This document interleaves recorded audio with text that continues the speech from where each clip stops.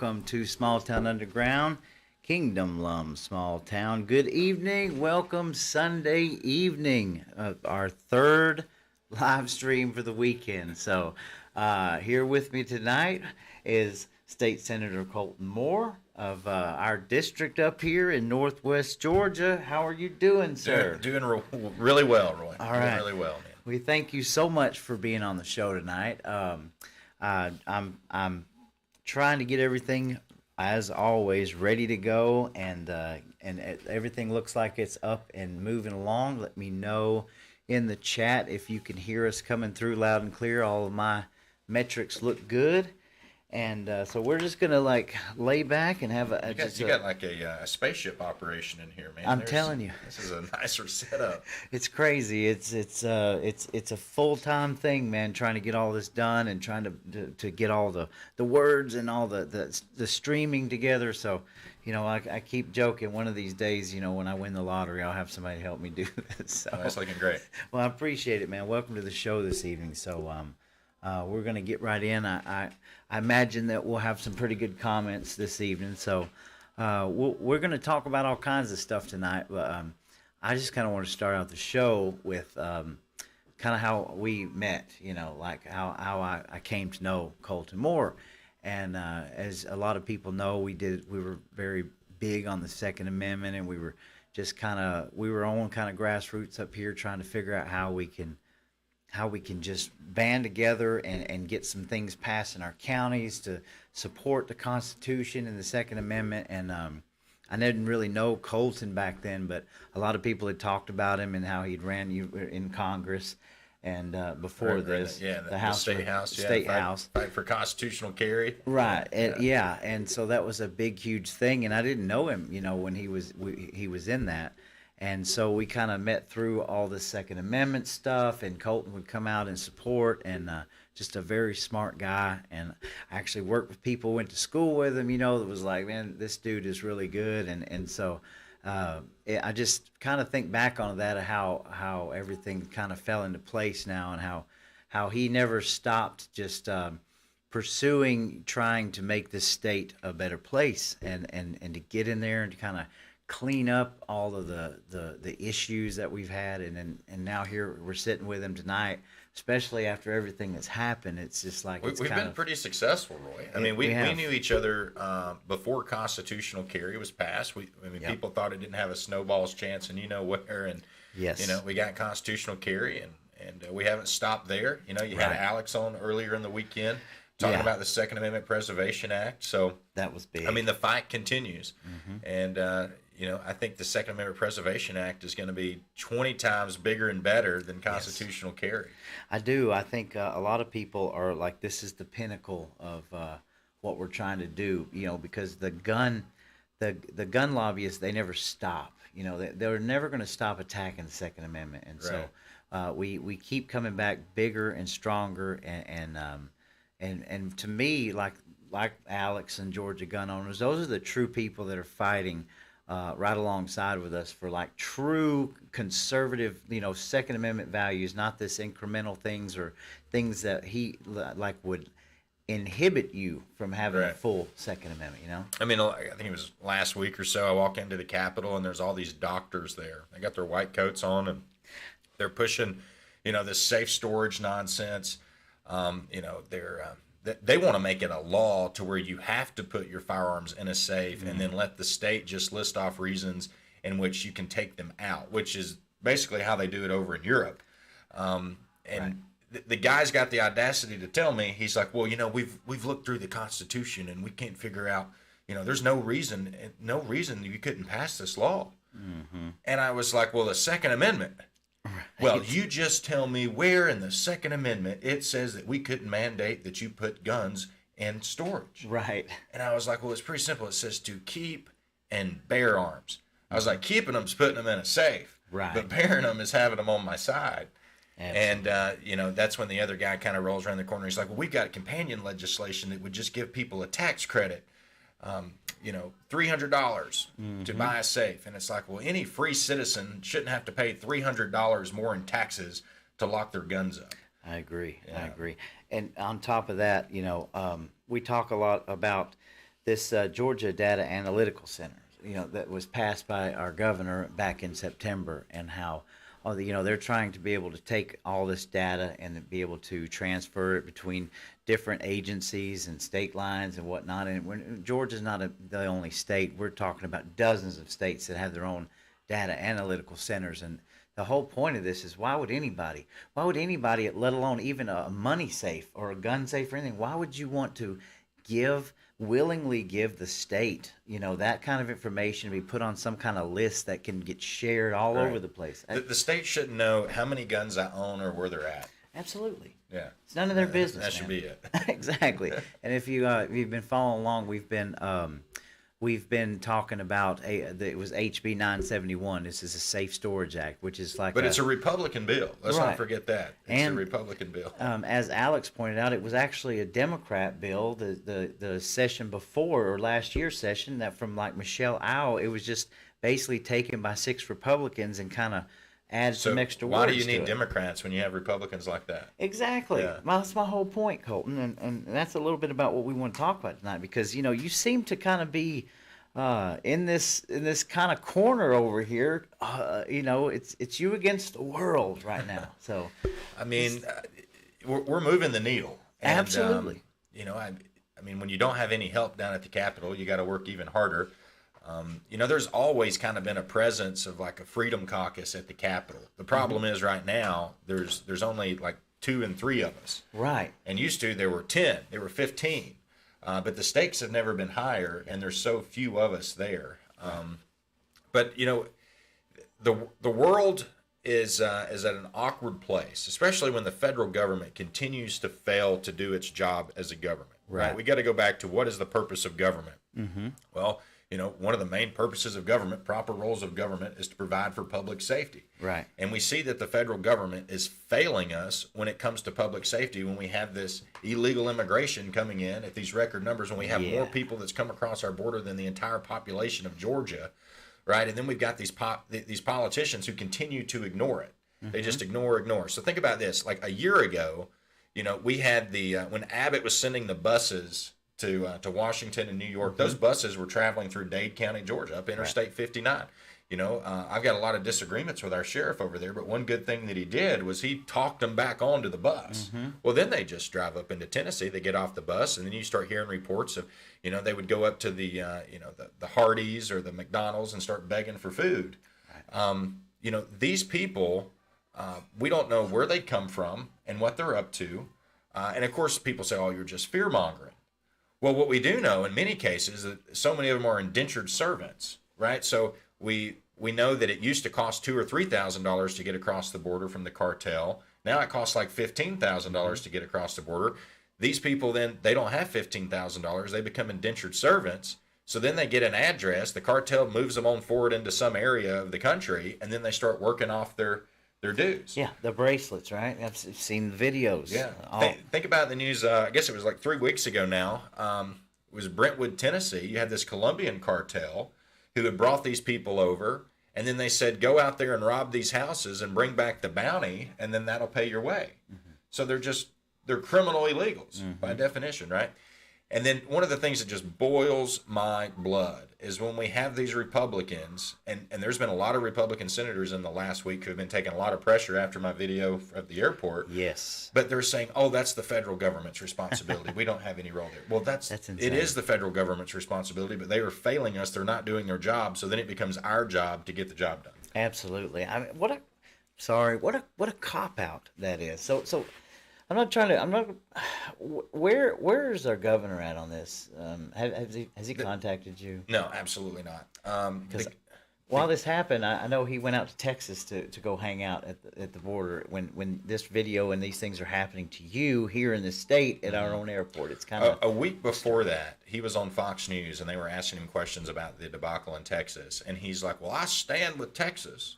But the federal government needs to send us some more resources so we can send some things down there." Mm-hmm. Once again, passing the buck to the federal government. It's like, are you not paying attention, Governor? It's the federal government that's failing us. It's the federal government. It's Merrick Garland who is suing the state of Texas. It is the Texas National Guard that is having to threaten pointing rifles back at the federal government in order to secure the border. That's right? crazy. So how do you say you stand with Texas, but yet our Georgia National Guard troops are there working on behalf of Border Patrol, and Joe Biden is the commander in chief, not Brian Kemp. Right. And Brian Kemp saying, "Well, I don't have the resources to do that." Well, then let's spend the resources right here in downtown Atlanta if you don't want to spend the resources down at the border.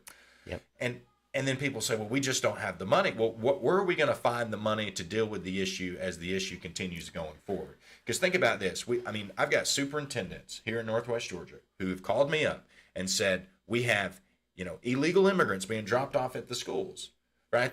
They're supposed to be in the 8th grade. They've got a 4th grade reading level.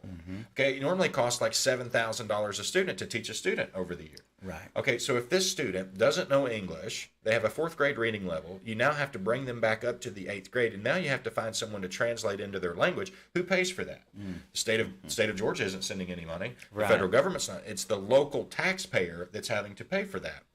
Another video that I got at the airport that hasn't been broadcast or shared out yet was this custodian, and this custodian, African American man, he's saying, "Does anybody know Spanish? Does anyone know Spanish?" There's this Central American man. He's got his manila envelope where he's come across the border, and he's got an address. He's supposed to be in Chatsworth, Georgia. Okay. He doesn't know English, but he's also illiterate in Spanish. Can't read Spanish. So he's having like this anxiety attack because he can't figure out how to leave the airport. Wow. And so the person with the hidden camera asked the custodian, says, "Well, how long have you been seeing this type of thing?" And he's like, "It just like in the last month or two, it's just so worse. Like they come off these flights from South Texas. Wow. And I'm having to deal with this all the time." And the guy says, "Well, how does this make you feel?" And he's like, "Realize I'm the lowest paid person at this airport." He goes, "You don't want to know how it makes me feel." Sure. That's wild. Yeah. So, all right. We're going to talk a little bit about this. So, most everybody has seen the videos. They've been, of course, been going viral. Fox News picked it up. You were on the Fox 5? Fox and Friends. Fox and Friends, right, yes. So, we kind of get the gist of this. Can you go into just a little detail of what you know about this operation, for example? So, they're flying them in to the airport from Texas. And then there's these, I guess, what you would call nonprofit. They're called non-government organizations. Non-government organizations. So they're operating in ways that they would say that they're assisting the government or working inside with the government, but they're not the government. So that would require, though, the government to know about these people. The federal government writes them a check. Okay. And this is what has been going on. We've been seeing it at the border for quite some time. When I had my immigration, the Texas border crisis hearing, we learned about a lot of these NGOs. There was one NGO, a Texas state rep was testifying to that, they call themselves like the Catholic charity, this okay. Catholic, but there wasn't one member that was Catholic on their board of directors. Right. So then the federal government writes them a big old check and they start using it, and it makes it very difficult to do like FOIA requests or Freedom of Information Act requests against them because they're a private entity. Wow. Right, so they're doing things. They're helping the government with taxpayer money, but you can't look into what. Right, they're shielded. Right. so these organizations, Team Libertad is the one that I ran across, and I'm sure there's more. But they were just taking people. This room that I found, these were the people who wanted to go to places other than Atlanta. Okay. The others were getting off the airplane and they were just walking out onto the streets of Atlanta. That's kind of what my question was. So once they fly into this airport. Yeah. What was the next step? They were going up. You can kind of see them like the tables there and all the papers that are kind of getting thrown around. Basically, what these people were trying to do was go somewhere else. And so this group was going to help book them a ticket, help walk them through security, make sure they get to their gate. The crazy part about all of this is where they're taking and doing all this business, there are absolutely no security cameras from the airport in this area to document any of this. In an airport, no security cameras. No security cameras. In a very public area of the airport. And like you can see in my video when I'm walking in there, they've got like the caution tape up and the kind of the barricade. They kind of make it look like it's a construction zone, kind of keep the public out of that area. And then the other question that we've never been able to figure out is what is this United States Army soldier doing sitting at the door who tries to take the camera from me so we can't expose this? And I walked away from that situation just thinking, like I swore an oath to the Constitution just like this guy did. Obviously we're being invaded You know, Yes. he's not helping us on that regard. But then also, he's violating my First Amendment rights to question my government and take a video in a one-party consent state. Wow. Yeah, I mean that was well. So when all the tussling started, you know, the video stops, everything. And at what point? I mean, did he apologize for like trying to take your phone away so from you? he grabs my phone. He and I, but basically, it becomes in like an arm wrestling contest to Right. get the phone back. I was bigger than he was. Gotcha. Got the phone back, and you know, he just starts dropping the F bomb. What the F are you doing? Get the F out of here! I mean, he just starts going crazy, and I was like, man, calm down. You just need to settle down for a minute. Tried to de-escalate the situation a bit. I mean, because it's, you know, it's not every day you get in a tussle with a Sure. a U.S. Army officer. I know. You know. And were you even expecting that? No, absolutely not. Absolutely, yeah. He ambushed me. Like, Yeah. it's just it's so surreal to me to know that this video's out and people are looking at this and you're this non-governmental organizations, right? Right. As all laid out, there's no way the federal government's obviously paying for this. The federal government is helping sponsor all of this. And now where does this fall in with our state? How many people at our state capitol know that this is going on? Oh, they all do. They all do now. But we talked about it just a minute ago, passing the buck. Yeah. And I can give you so many examples in the last month of the buck being passed. Right. I mean, let's go back to the Secretary of State, right? Sure. The Secretary of State, the Senate Ethics Committee was inviting him in to come and testify. We got some questions for you, Mr. Secretary of State. Come in here and answer those questions. Well, he refused to come in there and answer any of those questions. So instead of the committee recognizing that it had subpoena power inherently, just like we're using that subpoena power to go after Fonnie Willis, instead of forcing him to come in, well, we'll just craft another piece of legislation, take him off the state elections board, and let the state elections board investigate him. So passing the buck, Right. passing the buck.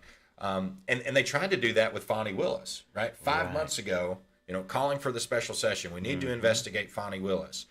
Finally, now we have an investigative committee with that subpoena power. And then what do we have? 3 or 4 days later, Fonnie Willis is finally admitting to, you know, having these affairs with Nathan Wade. Yes. But think about it. There's still questions we didn't get answered 5 months ago. Right. Like, why did the indictment come out before the grand jury ever concluded? You know, what type of relationship and what type of coordination does she have with Washington, D.C.? Now, think about the chain reaction that this has taken place. Now, Washington, D.C. is like, hold on, we're going to pause the case. Because what are they going to find out when they start looking into Fonnie Willis? Has there been coordination? Right. So it's like all it takes is one person to step up and just drive a cog in their wheel to make the wheel stop. Right. But it's just having the courage to go out there and put the cog in the wheel. Ain't that the truth? I mean, it's not even surprising that these revelations on Fonnie Willis have came out, right? I mean, we all know that where this dark money is involved in this case and all of this RICO, just false, just accusations. You know, we know this, and it was a matter of time, I believe, before things were going to start unraveling. And now here we are, and you're telling me that rather than deal with it and do the let's right pass the buck, thing, they're pass the just buck. letting it try to go to somewhere else, right? And- Seems like what they've been doing with these other cases involving election integrity and anything that you think, it's like passing the buck off to one place to another. Yeah. And one of the easiest ways they do to pass the buck is they say, well, we don't have any authority in the Senate to get it done, right? So that's why I'm putting up a resolution next week. Talked with the lieutenant governor, the majority leader, about it on Friday, to, in the Senate Ethics Committee, grant them subpoena power for anything related to the title section that is election code. So they can ask any question and make anybody subpoena as for anything related to an election. Okay. And then the Government Oversight Committee, right? Because it's the government, we're supposed to be oversighting the government. Right. To give it full subpoena power with anything related to the code. Okay. And talk about making my blood boil. Earlier, like I guess a week and a half ago now, the very first bill that we hear in government oversight, very first bill, is a bill to allow the governor to appoint someone as a Georgia colonel, which is like, doesn't mean anything. It's just a nice little placard that someone can hang up in their office, Right. and they can keep this award for life. It's this perpetual award that the governor can award to anybody he wants. That's the first piece of legislation that we hear in government oversight. Wow. And I have a freak out about it in the committee. I mean, in a very calm and collected way. the author of the bill, I mean, she looked like a train was about to hit her when I started calling her out on this and how embarrassing it was for the people of Northwest Georgia and for this state to have that be the first piece of legislation. So the Government Oversight Committee needs that subpoena power, and I think it accomplishes two things. I think the first thing it accomplishes is what, we get to answers to the questions. Right. But the second thing it accomplishes is it hopefully prevents bad actors from doing things because they know there's an accountability arm. Right. Just like with Fonnie Willis coming out and going ahead and saying, yeah, okay, I admit it. I was doing some bad stuff. Had she not admitted that, and had we not flexed our authority and saying, we're about to put you under oath, who knows? Yeah, who knows, right? And it's a gamble. Why not go ahead and have the protections in place where you can deal with these things instead of letting them just pass the buck off? I mean, right. You sound like somebody, again, and I'm just, you're trying to have transparency, accountability, and stop throwing things in the corner and dealing with them head on. Why do we not have more people that are standing with you? I think all of us are so confused when we look down at our state capitol and we see people like Charlize Byrd wanting to stand up for the Second Amendment. When we see people like you who's been censored from your own chambers, who is constantly being attacked. And we don't even get a statement from our own governor about this. Right. Like, I'm having a hard time understanding any of this. Like, what is the problem down there? No, I need some help. I definitely need some help. I mean, I thought I was going in to the Senate with 3 or 4 other people that were supposed to be freedom-loving fighters. And, they got there, and Atlanta got the best of them. I mean, I read the Dade County Sentinel yesterday from last week, and Representative Mike Cameron's got this article in there, and he's just bragging about this state income tax, this cut that we're going to have. It's going to be the largest cut in Georgia's history. Well, yeah, when you increase the population like we've had, and you brought in this revenue, all you have to do is cut the income tax by 1/10 of a percent to get the biggest. Yeah. So they've got that talking point. But at that rate, it's going to take 54 years to repeal the income tax. So he's got this article in the paper that's basically selling us as Northwest Georgians like this is a good idea. He's taking the ideas of Atlanta and trying to sell the people of Northwest Georgia on it. And it should be the other way around. Absolutely. It should be the ideas of Northwest Georgia, representing us. That's your job. You're a state representative to represent our ideas in Atlanta. Right. Don't bring Atlanta's ideas back to our local paper and try to sell our people on it.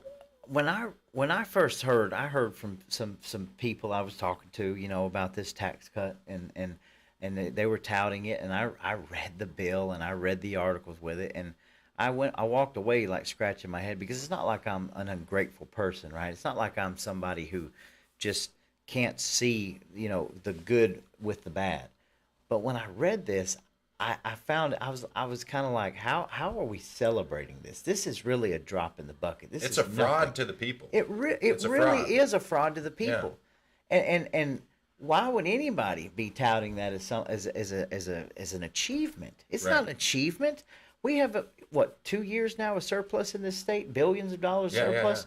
Why don't you just give the money back to the people then? Right. If you don't know what to do with it, or use the money like you're talking about in your own state for things that they say they don't have funding for. Yeah, and they say, well, we got to have that in because, we still got to help our public safety, Yeah. Well, Tennessee doesn't have an income tax, and a slick sleeve state trooper in Tennessee can make $80,000 a year starting off. A Georgia state trooper is only going to make like 60-something thousand. There you go. Okay, they don't have it. How do they do it? I wonder how they do it. Those are the things that make your blood boil. Yes. Yeah.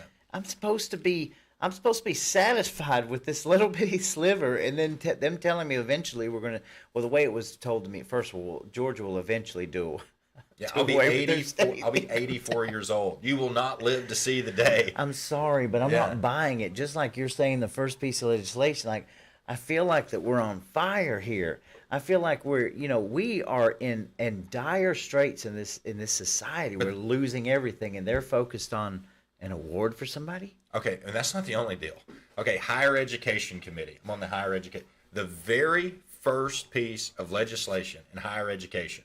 Like they say, Colton, why do you always attack your fellow Republicans so much? Well, they make it so freaking easy to attack them. Mm-hmm. The very first piece of legislation. Okay, this is the day after I come back from the airport. It's a piece of legislation to give immigrants, humanitarian parolees, and they've got all these different definitions, but there's one section in there where basically whoever the attorney, Merrick Garland, whoever the attorney general decides, can get in-state tuition in the state of Georgia. The first piece of legislation. Now, we've got all these diversity, equity, inclusion issues in our state, right? We've got all these Chinese national professors in places like Dalton State who are giving out all this nonsense. You know, we're not addressing any of those concerns in our higher education. We're going to try to give these folks in-state tuition. Very first piece of legislation this year.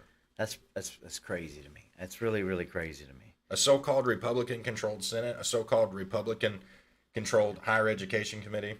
And it doesn't look good. Again, folks, and I know I keep harping on this, but the bill that they're wanting to register your gun safes is a Republican bill as it stands right now. These are Republicans that are telling you they want you to register your gun safes. I've never seen anything like it before. I don't know how these people.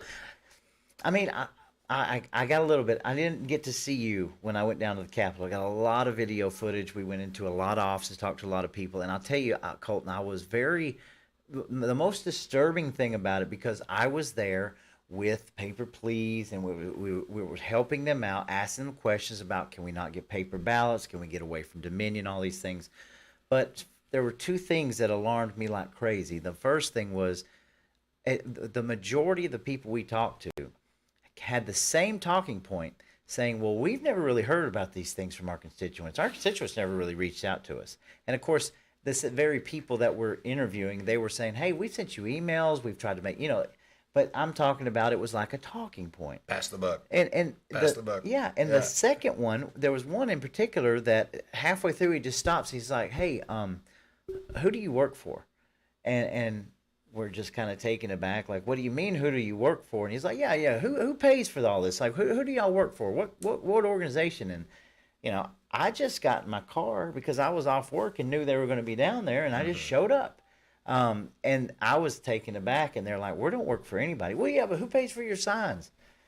I did. I bought they could not believe that it was just a handful of people from all over the place that just showed up under the same pretext. Right. They thought we were some kind of, I guess, nonprofit, which kind of shows you the amount of these organizations that are getting paid and funded in dark money to push all these agendas and Well, yeah, I mean, they're asking it to discredit you. Yeah, exactly. They're asking you that and you guys were super effective that day.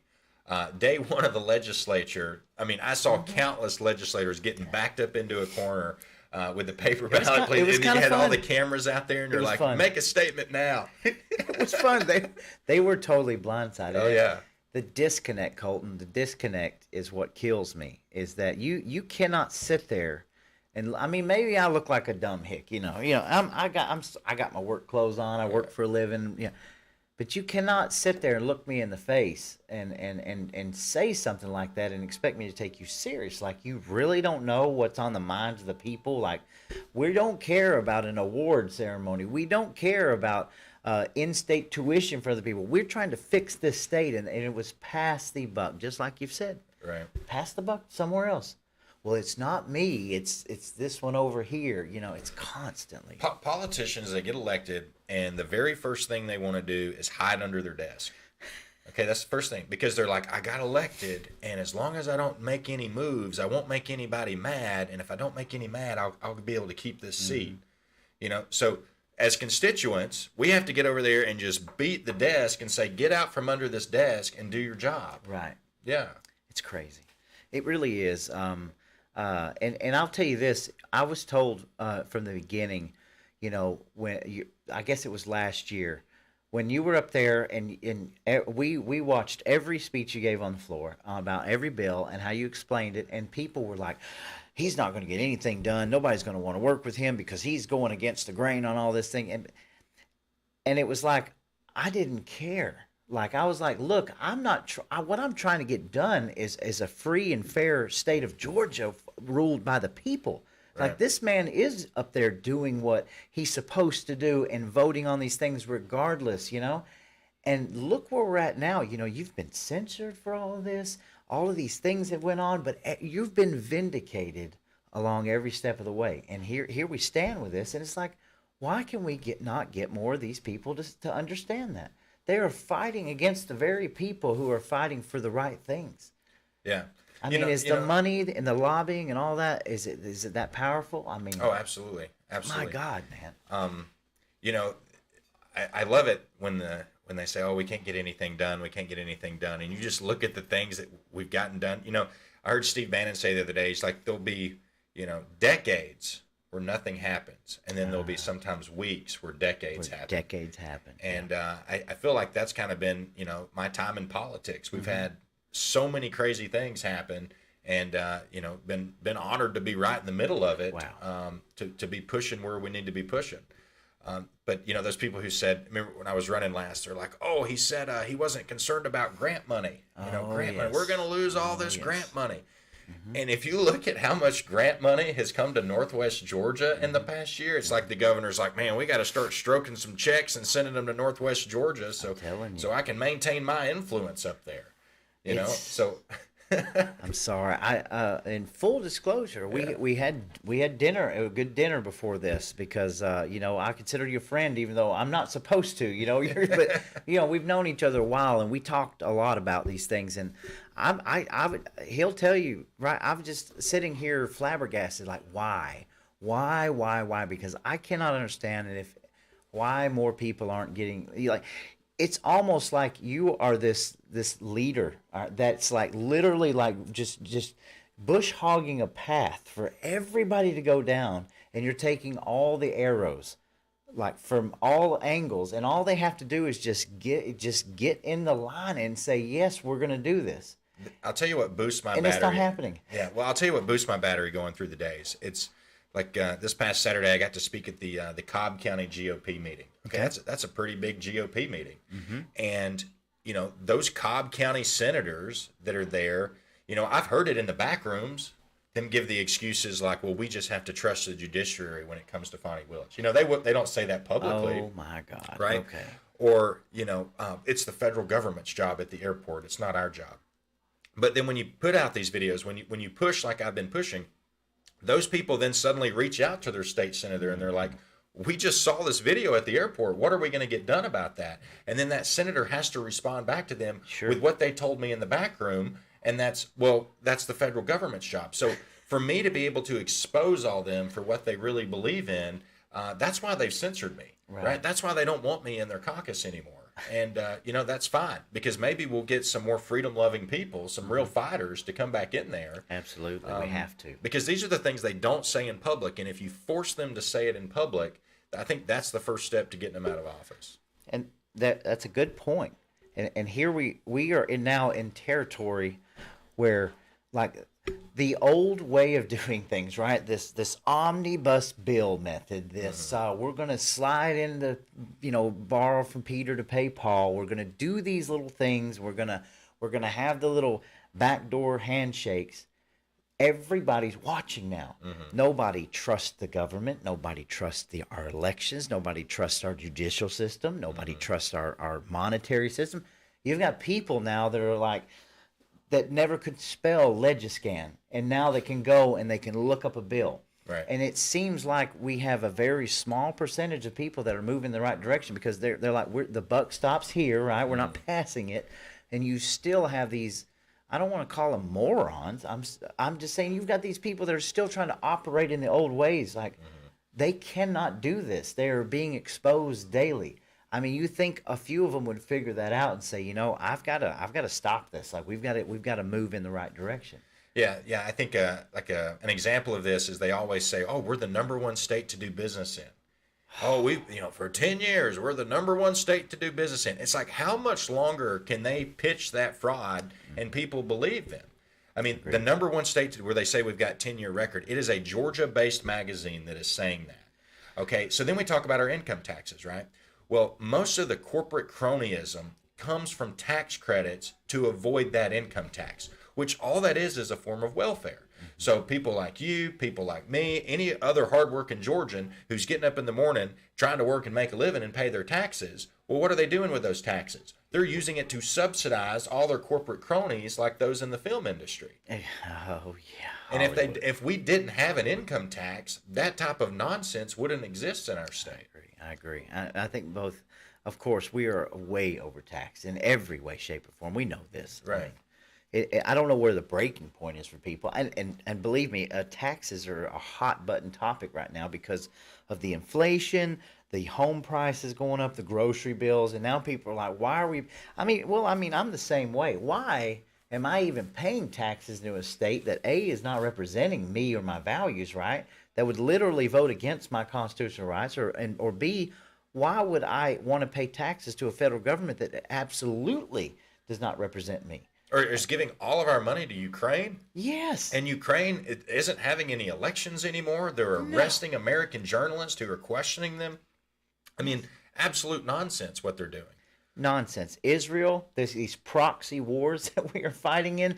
We're Jordan, Lebanon, Iran, and then you've got China. I mean, geopolitically, we are in dire straits all across the world. And here we are with a potential flashpoint of a civil war in Texas. I mean, if you read international trade news, our U.S. Navy has traditionally been there to protect our U.S. interest of ships, right? If we're moving goods across the globe. And in many instances in the last couple months, they've been like, oh, sorry, we're not going to be able to make it. Call up France or Spain or something. You guys send in a ship and help our American ships for a minute. Man. It's like wild. It's weak. We're so weak. It's wild. It's wild. Certainly hope Trump gets elected. Oh yes. I would loved his interview yesterday. I think it was yesterday when he met with the Teamsters. Oh yeah, I didn't see it. You but have I heard to watch about that this. press conference. It's so funny. He goes, I don't know what the bosses are going to do here at the Teamsters. He goes, but I know the union workers. He said, they could be more, but they say 55% of them agree with me.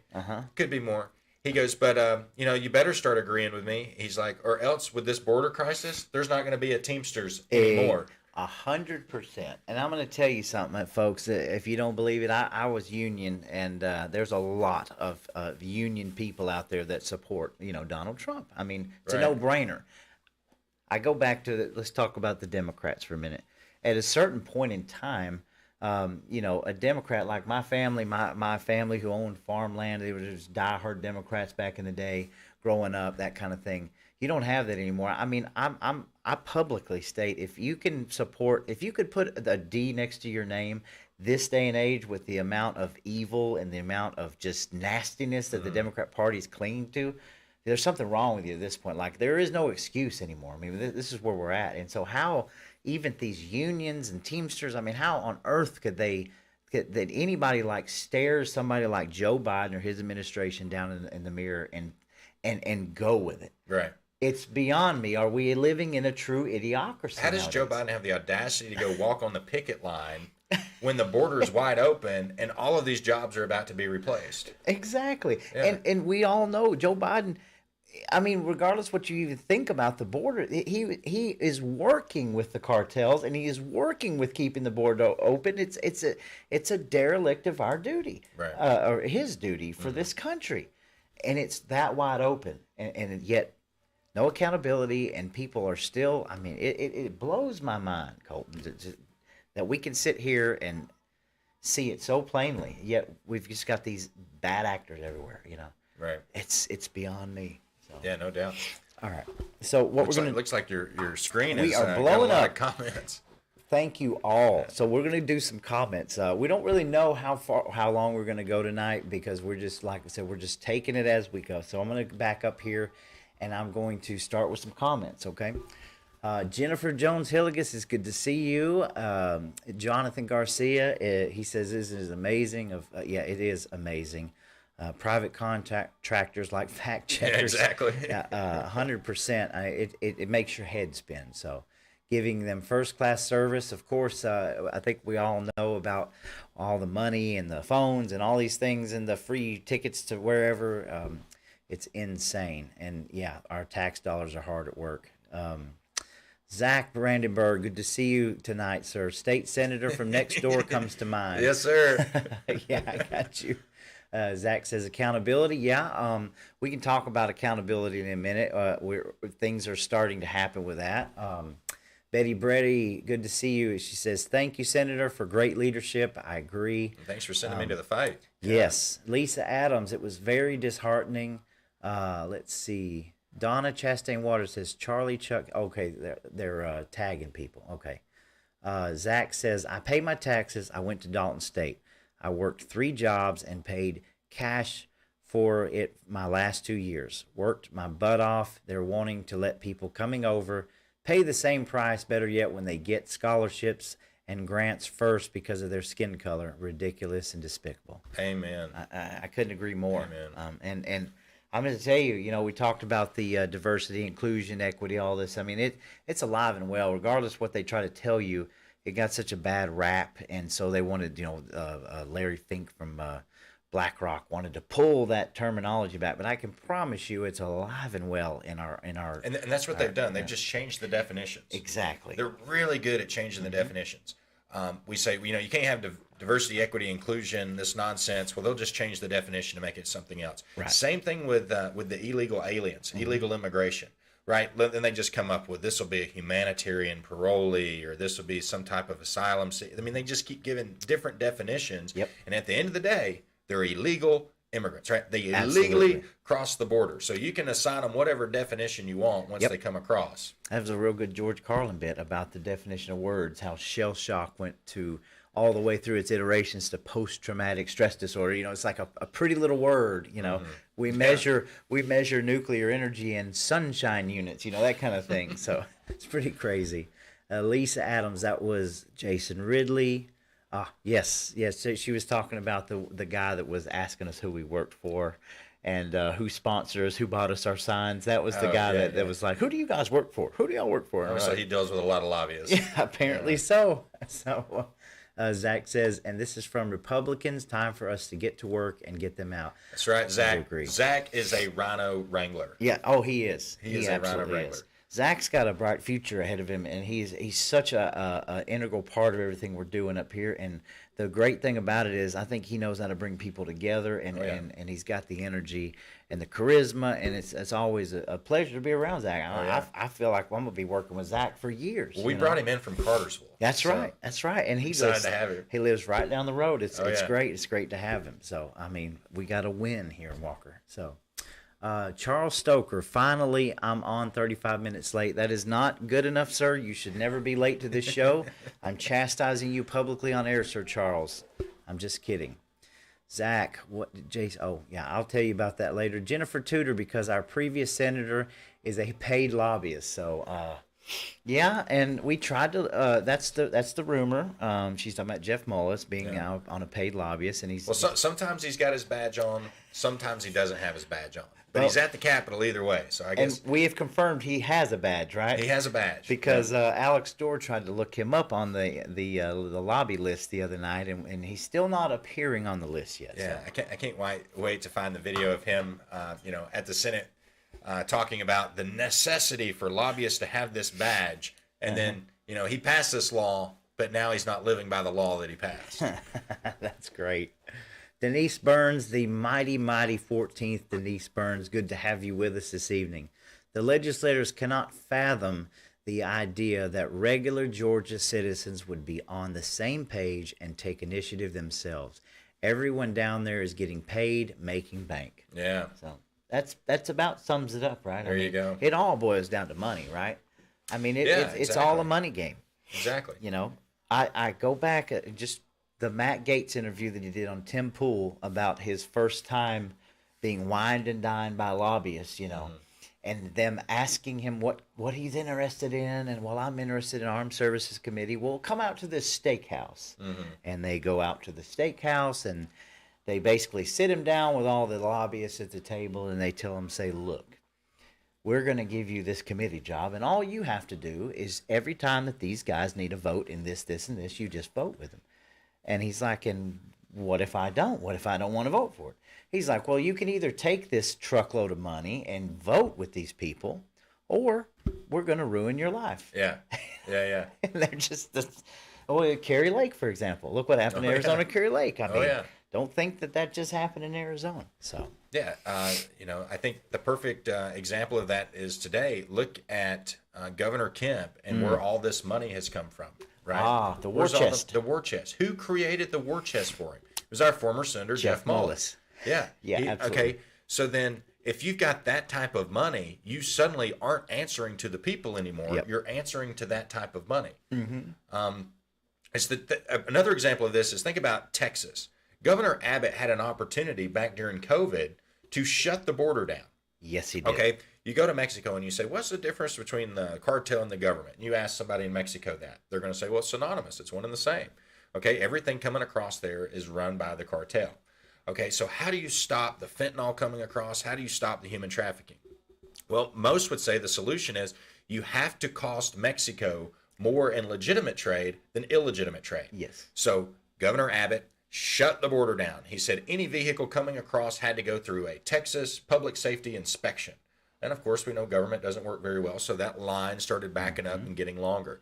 4 days later, the Chamber of Commerce of Texas was calling him up, and the province governors of Mexico were calling him up. We got to open this commerce back up. We got to open this commerce back up. Because it was suddenly costing them more in legitimate trade than illegitimate trade. Mm-hmm. But we're going to have to shut that down, or you're not going to stop this. Right. Absolutely, man. Absolutely. It's a no-brainer. And we know these things. We know. This is my whole problem with Texas right now. I mean, I get it. I'm all for shutting down the border.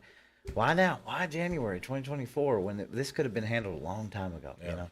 So I'm not trying to discredit it. I'm saying I continue to pray that nobody falls victim to any kind of traps that are being set. That's all I want to say about that. You know, no doubt. It's a scary thing. We learned our lesson in January 6th. Yeah, you think Fort Sumter was bad? Like this right here makes Fort Sumter looks like cupcakes right now. I mean, we're close. So we pray. Amen. Jennifer Tudor, he has brought politicians from Chattooga County on board with him. She must be talking about Mullis, of course. Donna Chastain Waters, Colt 45 more. I like that. Zachary, God, Guns, Liberty, Leadership. That's there you go. That's what it's all about. And we got that with Colton. Yes, we have. Lisa says, against the grain is a good thing. Absolutely. Denise Burns, she said, is vindicated. Absolutely. I mean, you're looking at one of the most vindicated people that you've ever seen in this state. And it doesn't stop. It doesn't stop. Look what happened to you last week. It doesn't stop. So you are the tip of the spear in this state for all of us. The people that are fighting for, to bring our state back into the Constitution. Yeah, we can't stop now. No, absolutely, absolutely not. So let's see here. Yes, Lisa says we trust Colton Moore, and you've not given us a reason not to trust you, and that's where we keep it, man. You know what I'm saying? Yes, of course. Jennifer Tudor, taxation is theft. Girl, you hit the needle on the head on that one, or the nail on the head. My bad, but yeah, it is theft. So, and Colton's looking out for us on that as well. So, Sean Cox, good to see you this evening. If everyone stops paying federal taxes, it will stop it.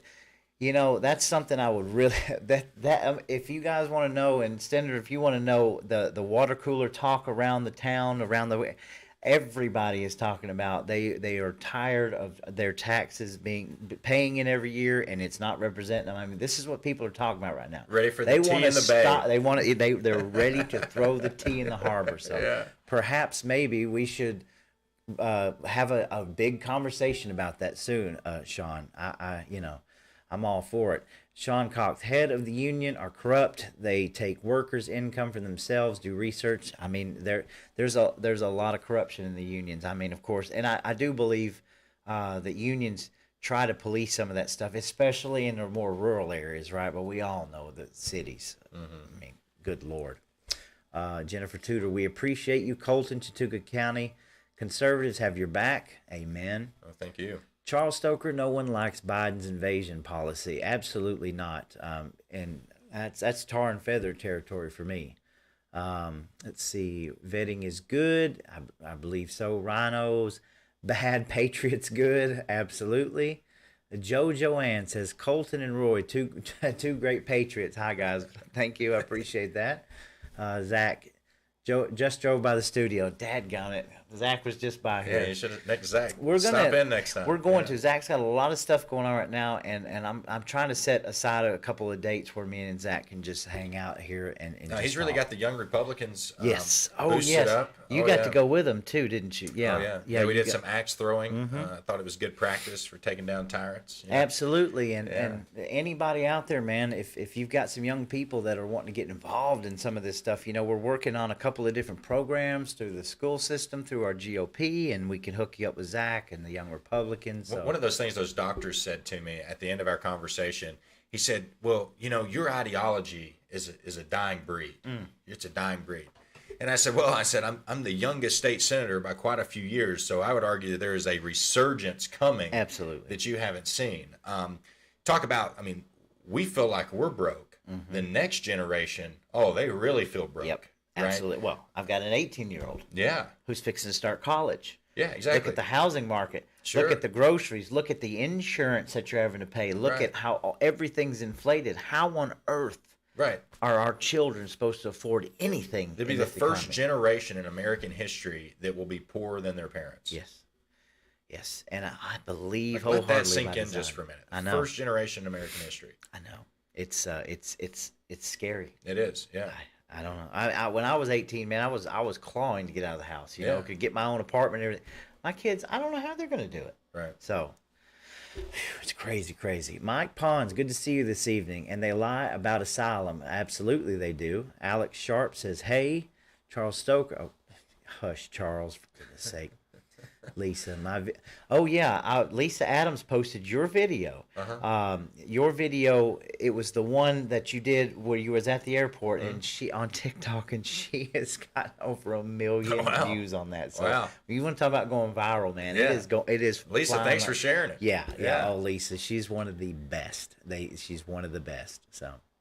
Mike Pond says Backstabber Kemp make his political career disappear. Remember, he's got a big truck, carry off criminal illegals himself. Well, I guess he drove that truck down there and started bringing airplanes back. Yeah, right. I think honestly, I'll just say this about Governor Kemp. I think he's doing that job himself. He's making his own political career disappear. How can you not stand up for one of your own state senators during something like the airport incident, but yet you're out in Texas at the border and no statement, no support whatsoever for your own state legislature? That's insane to me. Right, I mean, right. that speaks volumes. I think he's doing a pretty good job of tearing himself down. But well, it's probably it's probably where somebody like Representative Cameron gets their talking points. Like he was asked yesterday what he thought about it, and he was like, well, Colton was in a restricted area. He didn't need to be in that area getting those videos. Right? Really? Yeah. This is I what don't think that matters too much, in the grand scheme of things. I mean, how could you deflect like that? How do you reflect? Exactly. Pass the buck. Ah, man, come on. Mike Cameron, he knows better than that. He knows better than that, That's pretty wild, man. Jennifer says Mullis is working behind the scenes in our counties to push candidates who will work for him. I mean, that's no secret. That's no secret. We know Jeff Mullis has a vendetta in this area, and he thinks that he's going to, he's the guy in the back room shaking the hands and making the deals and trying to weave around everybody who's just going the GOPs and standing up and saying, hey, we want to make things better, and there's no secret to that. It's unfortunate that we would have a seasoned veteran senator like that too that wouldn't be working with people, with the people. Just that's what 22 years get you. I'm telling. I'm not going to be here 22 years. I guarantee you that. That's right. I got you. Kim's Coffee Talk. Great to see you. A wonderful, wonderful patriot. Pray for Texas. We absolutely agree. It's every night, man. I'm telling you. Charles Stoker, you know what's hard to do. Oh, no. I'm not reading that. You quit talking about that, Charles. I am not Tucker Carlson. You're crazy. David Naha, watching on my TV, so haven't been sending comments. Just jumped on Facebook to say thank you, Colton, for all you do fighting for us. you. I'm telling you, man. Yeah. You are. Thanks, David. You are. you're loved, man. Zach, Get on here and get a battery boost. there you Yeah, go. Hey, yeah. thanks for Appreciate always you all. showing up and axe throwing with the rhinos. Alex says, "Hey everyone, hello Alex Sharp. Let's have a tea party. 100% agree." Lisa, Colton, what is the next step with the airport issue? So what is the next step? So we were talking about giving those committees that oversight power. Government oversight needs to flex its subpoena power because there's, just like with Fonnie Willis, we've got questions we can't get answers to. While my colleagues want to pass the buck, I'm ready to get down and get the answers to the question. Resolution coming next week that grants the Senate Ethics Committee subpoena power as it relates to our elections, and the government oversight subpoena power as it relates to anything. You know, I mean, the mayor of Atlanta comes out the very next day and he said there was no military or police presence. And you can clearly see in the video this member of the United States Army there. Okay, so maybe he needs to be answering some questions. Sure. You know, I've had conversations with leadership at Hartsfield-Jackson's Airport who said, you know, we are in some regards housing certain illegal immigrants, Wow. right? Because they're just kind of there at the airport. Right. I mean, you should see the homeless people that live at the airport on any given night. Okay, but then the mayor and others say that, oh no, that doesn't happen at the Atlanta airport. So somebody's telling us a lie. I can tell you the difference between going down to Atlanta this year versus last year. Last year, every overpass didn't have a miniature tent city. there's Whereas tent this cities year, all over the place. every single overpass, there was just gobs of tents everywhere. It's so disheartening, especially like when a school group comes to the Capitol. I mean, you pull into to the main parking deck right there beside the freight depot now, and there's, I don't know, 50 tents. And, you know, they had to build the fence around the Capitol, and I was very upset about building the fence. But then how do you argue against it when literally you've got school kids out there who are potentially bumping into heroin needles Oh man. from all the homeless that are shooting up across the street? Oh man. You know, it's Yeah, what good is the law that I is know. passed in this building if it's not going to be enforced right outside of its gate? Yeah, and you guys have like Narcan kits, you know, hanging up on the wall too. I thought that was crazy to see. I mean, that. you know our first responders, even here in Northwest Georgia, are carrying Narcan yes. just for themselves. There's certain days where our law enforcement gives them out free. I mean, I just wanted to go down and get a couple just to have a couple because they're giving them out free. Did you hear about the ambulance driver in Dade County who was picking up this guy who was overdosed?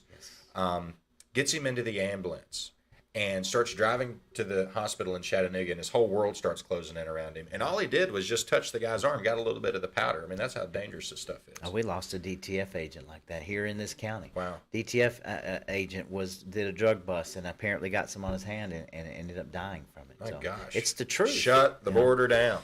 Of course. Yeah. Yeah. I hear about it all too often being a bail bond. Yeah. We deal with it a lot, you know. So let's see here. I'm gonna go down just a little bit. There's another one. Chris Ellis, thank you for all you do. Colton Moore, Denise Burns, the border is the main terminal of Hartsfield. So yeah, well, you're right about that. As she says, Cameron has weak logic. I had to agree with that. I mean, I haven't talked to Mike in a while, but that's kind of You need him on the show. well, You he's need him been on the show. Yeah. I'm friends with him. I Yeah. like him. You know, he's Yeah. a good guy. But that's kind of crazy. I mean, Yeah. I'm planning on calling him next week anyway. Yeah. I need to ask him about that. That's kind of. Ask him about that tax cut too. Yes, Yeah. yes. Ask him how old he'll be when that thing fully gets repealed. I will. Jennifer Tudor says, no, I heard he offered someone a large sum of money to. Oh, okay. No, I heard he offered someone a large sum of money to find someone to run against Colton. Have y'all heard this rumor? So Yeah, I've heard the rumor. I'm have- excited about it. I want to drain the swamp. I've heard the rumor. I want him to spend $5 million. Yeah, and I think, and I the rumor I heard was that Brian Kemp was offering large sums of money to run against you to people. So absolutely. Yeah, drain the swamp. Donna Waters says, young guns are now teaming up with another young gun to invest in real estate and rent out the extra room to their friend. Mortgage split a third. Absolutely, it's rough out there. Tammy Flowers, correct. Kemp is working for himself, not the Georgia people. That's why he went to Davos and the World Economic Forum. That's a huge red flag. I mean, at this point in time, how on earth could... I mean, he was the only Republican governor to go to Davos this year's World Economic Forum. And That's craziness. Craziness. Zach says 22 years equals tunnel vision. Yeah. Mike Pons, Kemp is a globalist. Mostly the Davos WEF have access to Kemp. I mean, Oh yeah. I could agree with that. And he says Charles stoking the conversation. Let's No, see. it was. Yeah, was any Georgia National Guard involved? No, there was no Georgia National Guard there. That was United States Army. Yeah. Yep. The patch on the guy's shoulder goes back to Fort Moore, which used to be Fort Benning. Correct. Yeah, you can see in the Okay. video. Charles, can we retire laws instead of making more? We have over 5 million laws on the books. Each new law takes a little piece of Yes, our sir. freedom. Yes, sir. I agree. Christina Benjamin, thank you, Senator Colton Moore, for all you do. Can I ask, will you co-sponsor Representative Jesse Petria's HB 1105, the Georgia Criminal Alien Track and Report Act of 24? Hey, that sounds good. The title sounds great. Based on the title, yes, we'll have to read it. 1105, that seems like a pretty new bill. That would have to have been dropped in the last week. Okay, maybe Week so. and a half, yeah. Maybe so. I haven't seen it. Let's see. Jonathan Stout, good to see you, sir. Thank you, Colton. Keep up the pressure. Yes, Lisa, Colton, please keep fighting. Yes, we will. Zach, there's going to be a resurgence of young people coming up. Folks my age are waking up. They learn the hard way how the world works. When they get upset, and we need to do better bringing them in. One variable in a bigger equation, it can happen. Yes, sir. Charles Well Stoker. said. Yes, well said. Charles, Mike Cameron, and Steve Tarvin are now good guys. Neither is Chuck Payne. Oh, are not good guys. Okay, I see. Brian Queen, good to see you, sir. Thank both of you for everything. Well, thank you. We appreciate you, man, and you've stepped up and you're getting involved. Joanne, another note: are you doing any auction calling on Montana? Or in Montana, maybe.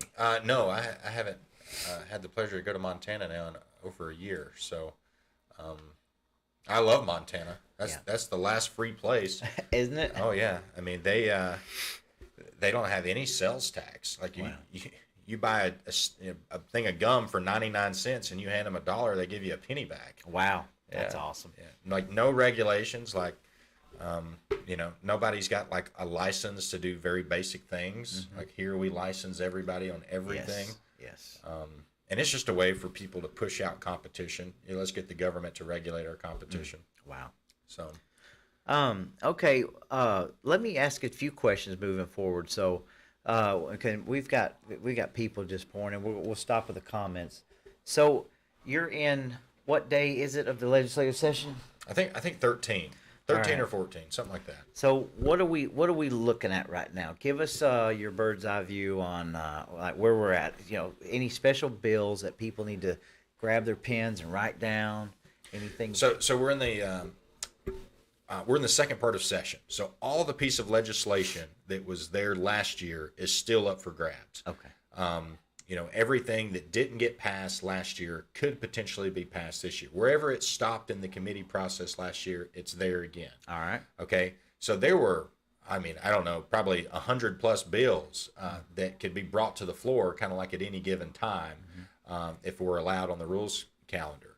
But new legislation, I really haven't heard of too many big things. There's a couple big things that obviously have to be killed. That we've killed a lot of legislation this year, a lot of legislation.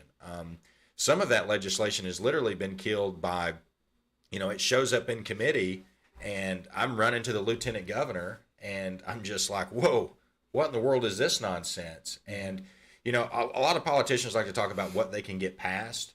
Well, I love bragging about what we've gotten killed.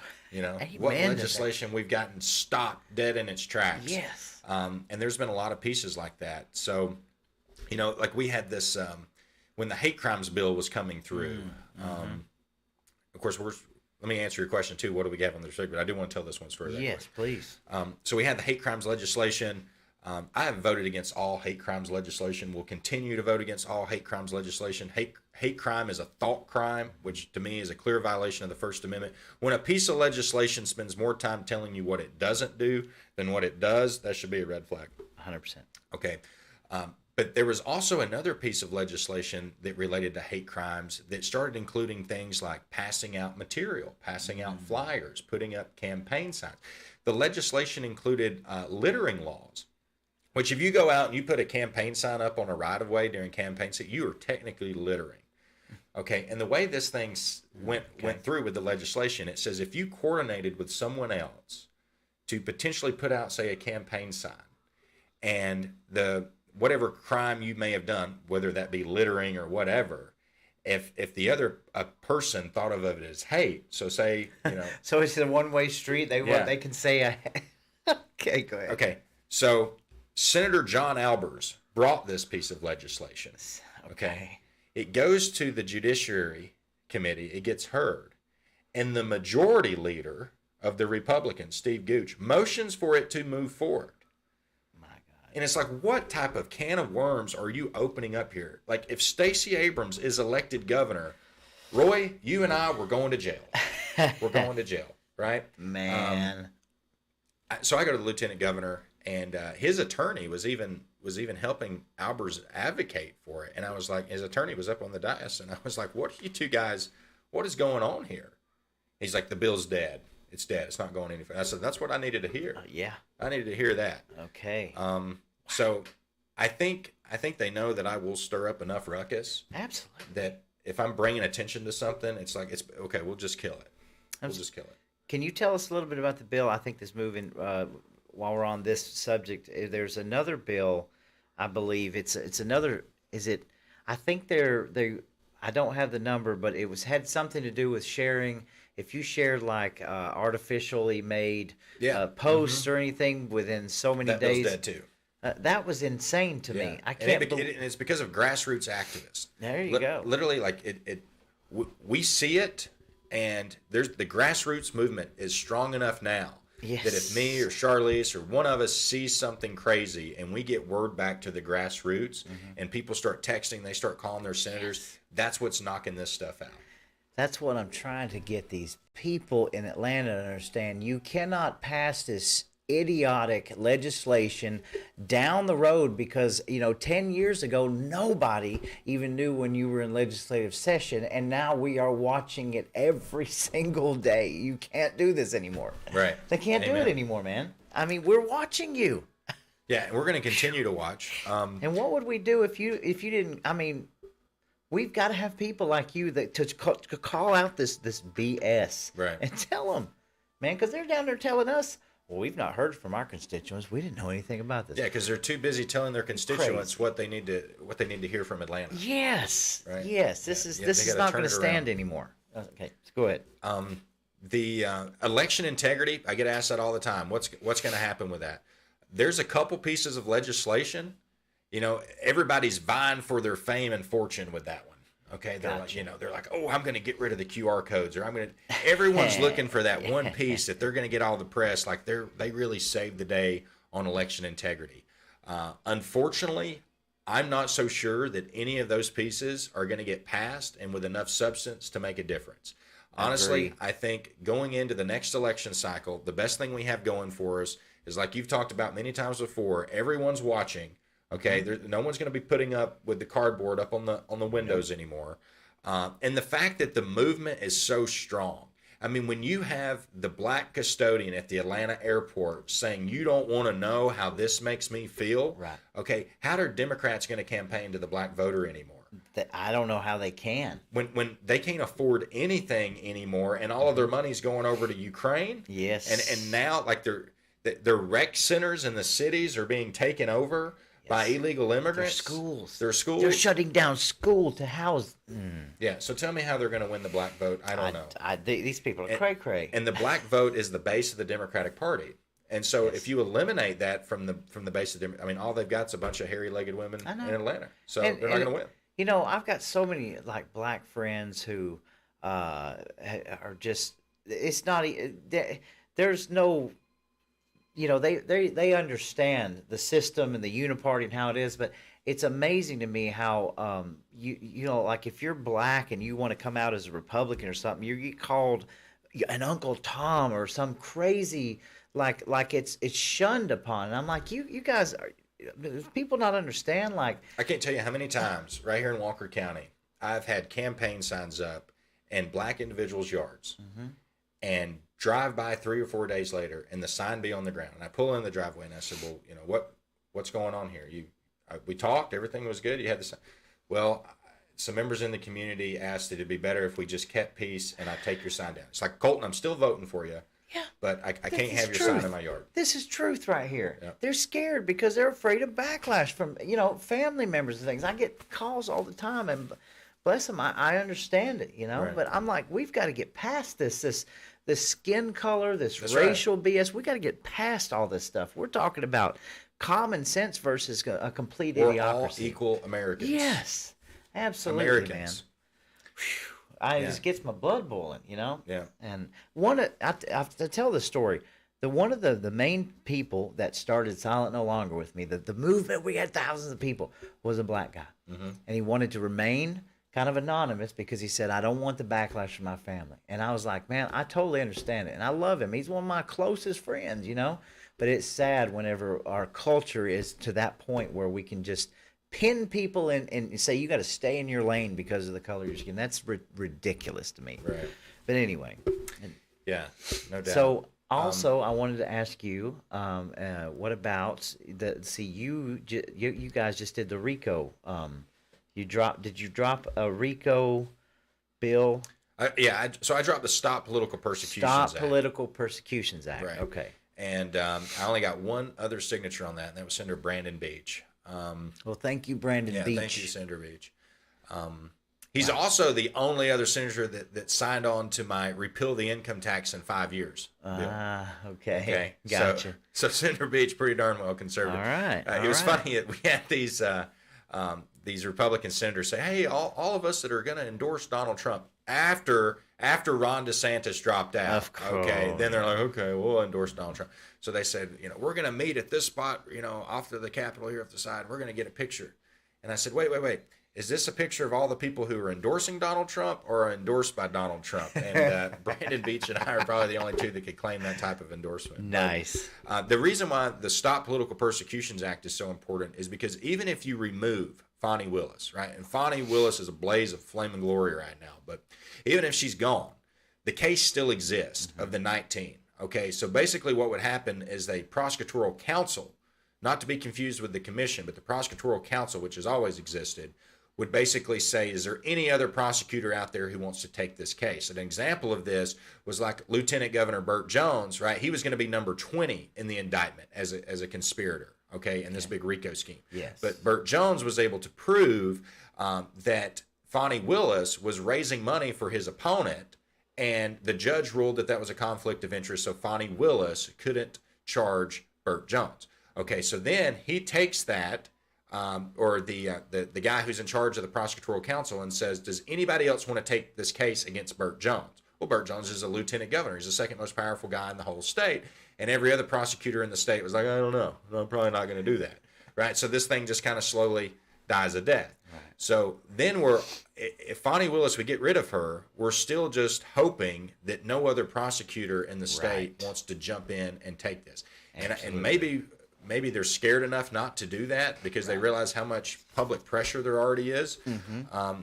But the Stop Political Persecution Act, if it was passed, it would stop the charges against the 19. Even the people who have taken the plea deal, they would essentially be like expunged, right? Yes. And so I'm no attorney, but the way this would work is it would take the charges that they've currently been charged with and say that these charges cannot be used as a predicate for RICO.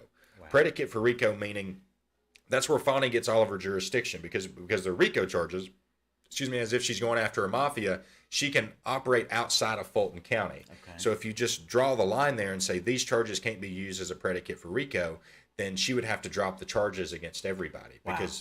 Because she's charged everybody, that's what makes her case. And then people say, well, you're weakening the RICO statute. Well, great, pass it, have her drop the charges, recreate the law. Right. Well, yeah, that's true too. And they say because then we couldn't go after those people who were they were doing RICO when they were stuffing all those ballots in the drop boxes. And it's like, are you kidding me? We haven't investigated that yet. The GBI hasn't filed any charges yet on that. So if we've got this law and we're concerned about weakening the law, we haven't enforced this law already. Absolutely. I hope people are paying attention. Do you notice that everything he's saying they have an excuse for? Right. when they could literally end this huge fiasco. We went through COVID, we went through Russian collusion, and now here we are in our own state with Right. Fonnie Willis and 19 people indicted, and we have a way for our state to stop this madness. You know, it's so funny. Auctioneering, I've raised 70 something $1,000 now for the legal defense fund for those 19 that can't afford their legal fees, right? That's People wonderful. like Kathy Latham, who's like the retired school teacher who got Yes. caught up in this mess. And I think there's been like $450,000 or $500,000 raised total. But we wouldn't have to be worried about raising all that money if the legislature would just pass the Stop Political Persecutions Act. The charges would be dropped, done. And you've got one person. One person. But you got grassroots right here. What do we need to do? We need to call senators. Yeah, call senators, but just within our district, why isn't not one other House rep? Why isn't Representative Mike Cameron? Why isn't Representative Steve Tarvin? Why isn't Representative Mitchell Horner? Why isn't Representative Eddie Lumpson? Why aren't any of these people drafting up and pushing the same thing over in the House side? Oh, Why- I mean, why I aren't guess they're they? worried they're going to be tied a little too close to me, but it's like, forget me. Yeah. Do the right thing. Do the fight right for freedom. thing. Fight for our First Amendment right to question the integrity of an election. Well, I hope everybody's out there paying attention. I mean, it doesn't even matter what your put your feelings aside. Like, this is a way to end this political Right. persecution, and we're going to have to add this. We're going to need boots on the ground. We're going to need people calling their legislatures and bringing this up and asking them why they're not doing this. We have got to get past this insanity. I mean, we've got a heck of a year coming at us, and Donald Trump is going to be he's going to be our primary. Right. We've got to do everything we can to get these people out of this fake court, these fake indictments, and yet again, you're supplying a way to do that. That's right. So, And I would encourage your viewers outside of Northwest Georgia that can talk to other senators. Yes. Tell them, force the government oversight committee, give them that subpoena power, and let them start asking these questions, especially as it relates to the airport and the immigration crisis we have. Absolutely. I mean, think about it like this, and I think everybody out there can agree. Colton has been vindicated. He's been vindicated when he called for special session. And now here we are. What's happened at the airport? I mean, think about this. All right, we're being strung along. We're being played. We need our constituents to get out there and hit these legislatures up about this and tell them that they need to get on the ball.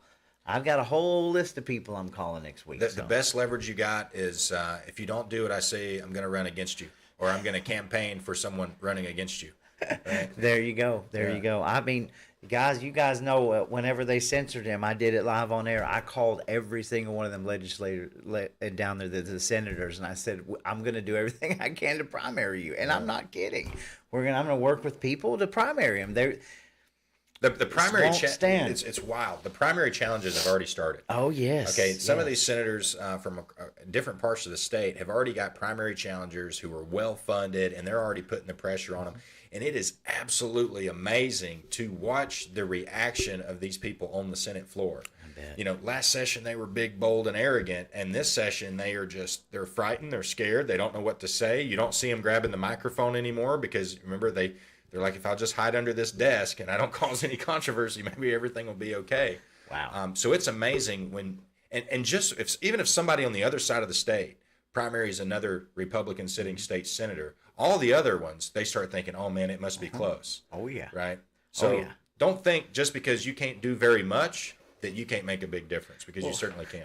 If you think about it, man, we're not even doing very much. Like, just wait till we're just looking. Yeah.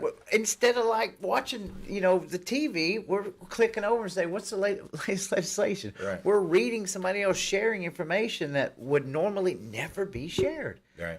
I mean, think about if we had 150 people doing this with you and me, and out there calling people. Think about what you could accomplish and hold the accountability of these people if you just do a little bit more.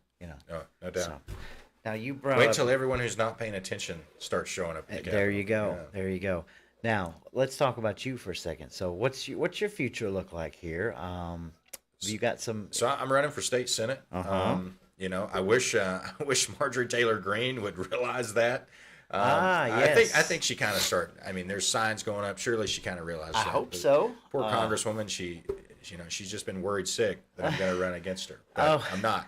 running for state senate. I think it's an absolute lost cause. What's Yeah. going on in Washington D.C. Yeah. I mean, the fight is clearly here. Yes. The federal government has clearly failed us.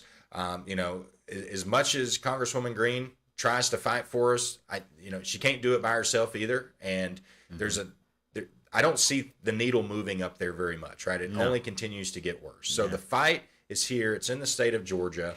And, that's where I need to be. That's what I'm going to continue to be running unless Northwest Georgia doesn't send me back down there. And that's okay, too. I'll get back to work and put the plow on the ground. It's not okay. I'm going to be the first to say it's not okay. And I'm going to be the first to say that you better be very, very careful if you're thinking about primarying this guy because it ain't gonna work out well. We've had I think 3 people push to primary me in the last month, and they've all dropped out. So yeah, there you go. And good. That was a good sound decision. Don't get.